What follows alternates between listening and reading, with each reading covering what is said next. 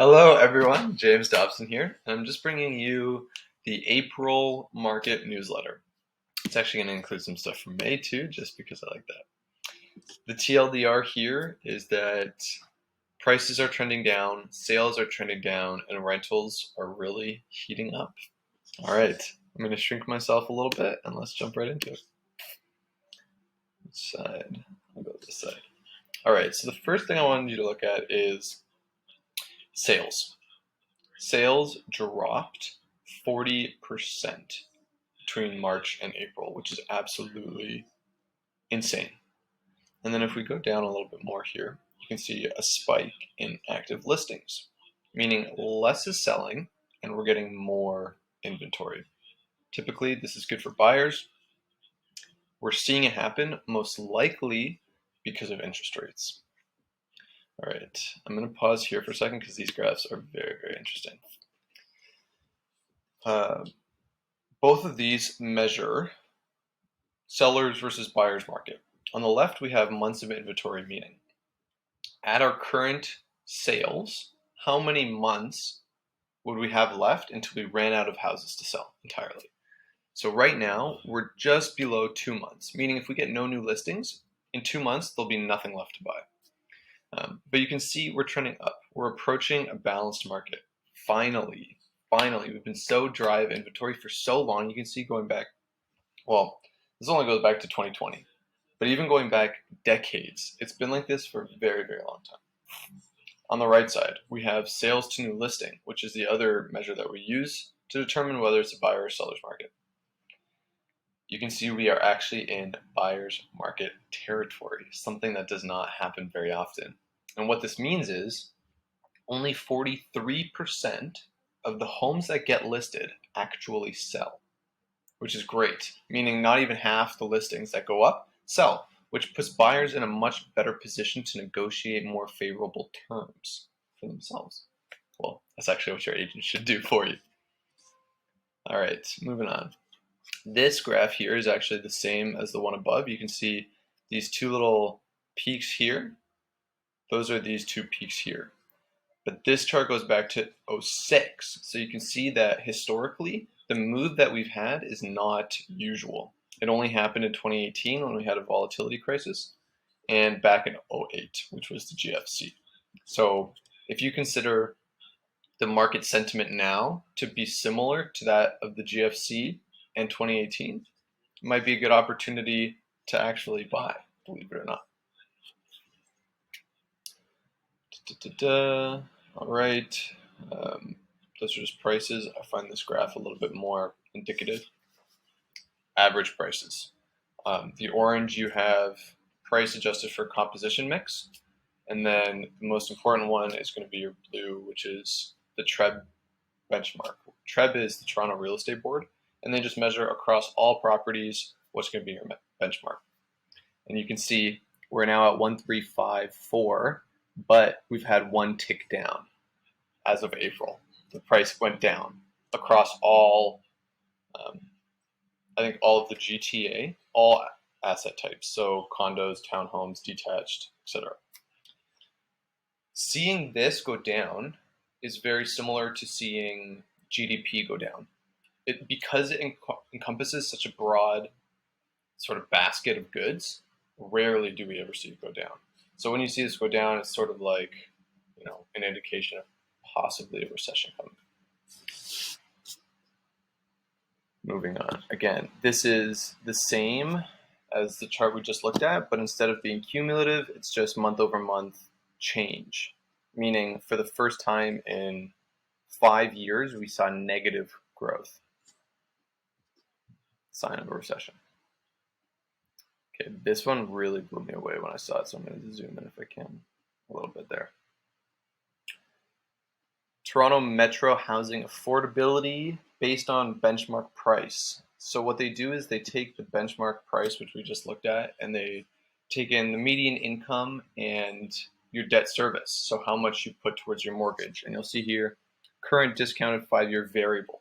So this really only applies for people with a variable mortgage, which is 60% of all Canadians who own real estate. So the large majority of people. You can see that affordability is going down the insert bad word here. But affordability is getting really, really poor because as interest rates go up and the real estate prices go up, your monthly payment skyrockets. So when in March of 2020, your mortgage was only 44% of your income, as of April 2022, 76%.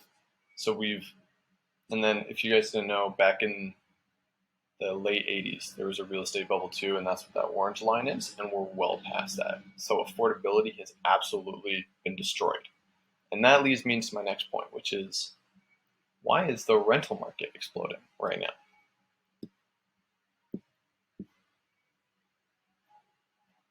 There we go. Rental market.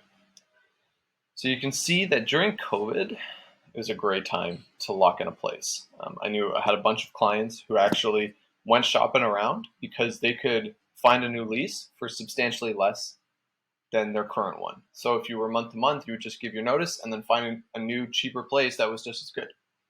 The time of that is done. You can see we trended down until about January 2021, but then I'm talking specifically condos because that's most of the business that I do. The green line, which is houses, never stopped. It never really cooled down. But you can now see the yellow dotted line, which is our average, has been trending back up for over a year now. And that could be a whole host of things. I mentioned earlier, interest rates do play a role on even the rental market. As rates go up, people who normally would have bought can no longer afford. Before, those people would move to a condo. But now, condos are even unaffordable, so the people who would be buying are now turned into renters, which are putting excess strain on the rental market. You pair that with Ukraine and the immigrant wave that we have coming into Canada. These people need places to live, and they're not likely going to be buying something. More strain on the rental market.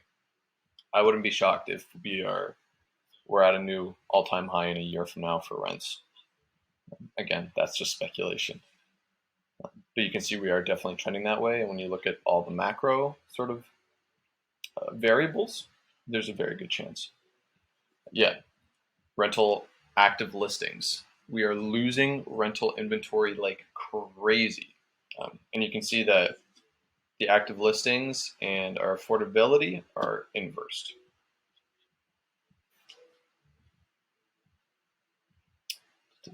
Months of inventory, that's okay.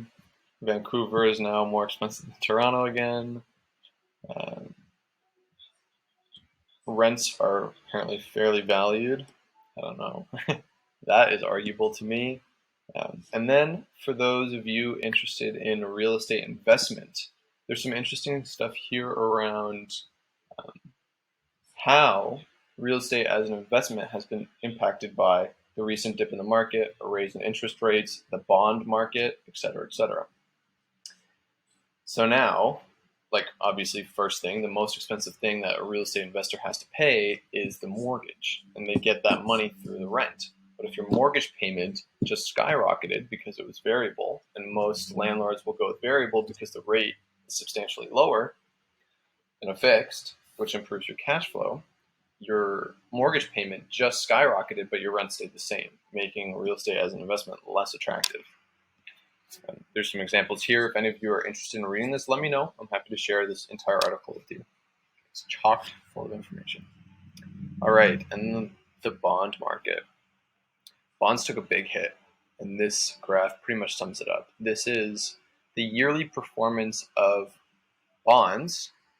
And you can see here in 1995, we had the best year, and previously 1999, or the dot-com bubble, would have been the bonds' worst years.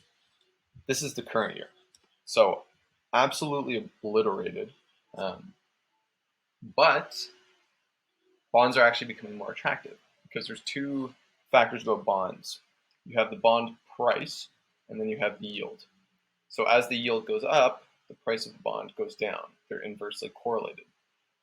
So my understanding is, I'm not a bond expert, now's a good time to buy bonds because you can get a good yield at a discounted price. Anyway, I'm not a bond expert. I shouldn't even be touching on that. But yeah, the rest of this is about bonds. how bonds affect real estate and investment. If you're looking for risk-free opportunities, real estate is obviously not risk-free. Government bonds or US Treasuries are pretty much the gold standard of risk-free investments. So if you're on the fence about that and deciding what to do, this article does provide a ton of useful insight there. But that is where I'm going to stop it for today. Wow, we're already at 10 minutes. All right. If you have any questions, I'd love to chat about this stuff all the time. Or if you even just want this article to check it out for yourself, don't hesitate to get in touch with me. Feel free to ask me any questions. That's what I'm here for. Take care.